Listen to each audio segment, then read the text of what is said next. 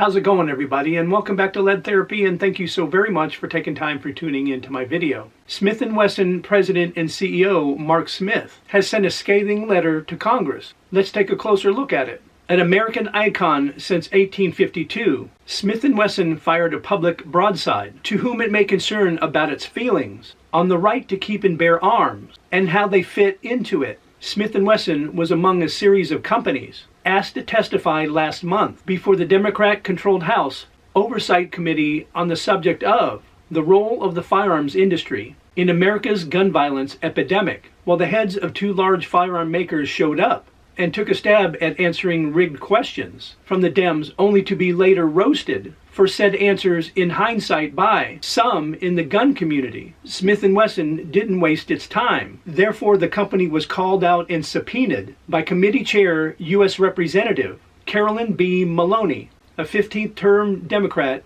who is fighting a tough re-election campaign, described as a cage match by the New York Post due to the redistricting in Manhattan. For further background, Maloney is locked in a runoff against fellow 15th-term Representative Jerry Nadler, a high-profile Democrat who was the head of the House Judiciary Committee, who already had a hand in passing anti-gun legislation this year following a showboat hearing. Maloney's office naturally published the letter to Smith & Wesson along with a hyperbolic press release highlighting that she told the company, "Your company collects hundreds of millions of dollars from selling assault weapons that are used in mass shooting." Well, Smith & Wesson's brand incorporated, President and CEO Mark Smith responded Monday with the below statement, and I'll put the statement up on the screen so you can follow along with me. A number of politicians and their lobbying partners in the media have recently sought to disparage Smith & Wesson. Some have had the audacity to suggest that after they have vilified,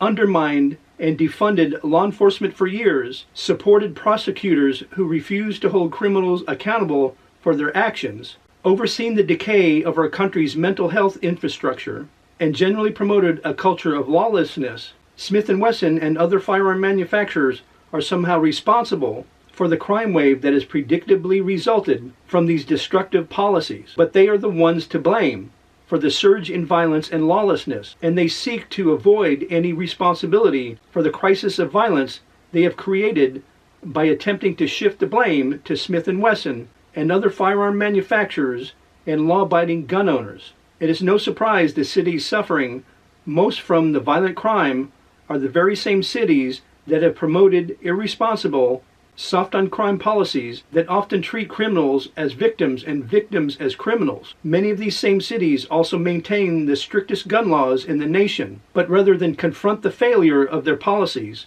certain politicians have sought more laws restricting the Second Amendment rights of law-abiding citizens, while simultaneously continuing to undermine our institutions of law and order. And to suppress the truth, some now seek to prohibit firearm manufacturers and supporters of the Second Amendment from advertising products in a manner designed to remind law-abiding citizens that they have a constitutional right to bear arms in defense of themselves and their families. To be clear, a Smith & Wesson firearm has never broken into a home. A Smith & Wesson firearm has never assaulted a woman out for a late-night run in the city. A Smith & Wesson firearm has never carjacked an unsuspecting driver stopped at a traffic light. Instead, Smith & Wesson provides these citizens with the means to protect themselves and their families. We are proud of our 170-year history. We are proud of the commitment of our employees to making a quality product. We are proud to provide law-abiding citizens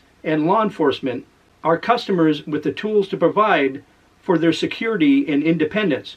We are proud of our responsible business practices. We will continue to work alongside law enforcement, community leaders, and lawmakers who are genuinely interested in creating safe neighborhoods. We will engage those who genuinely seek productive discussions, not a means of scoring political points. We will continue informing law-abiding citizens that they have a constitutionally protected right to defend themselves and their families. We will never back down in our defense of the Second Amendment. Very well said by Smith & Wesson President and CEO Mark Smith, who had the balls to write this letter, and more need to do the same. Let me know your thoughts in the comment section down below about Mr. Smith's letter. And if you enjoyed the video, or if I gave you some information you didn't know, please take time to like, share, and subscribe and hit those post notifications. And I will see you guys in the next video.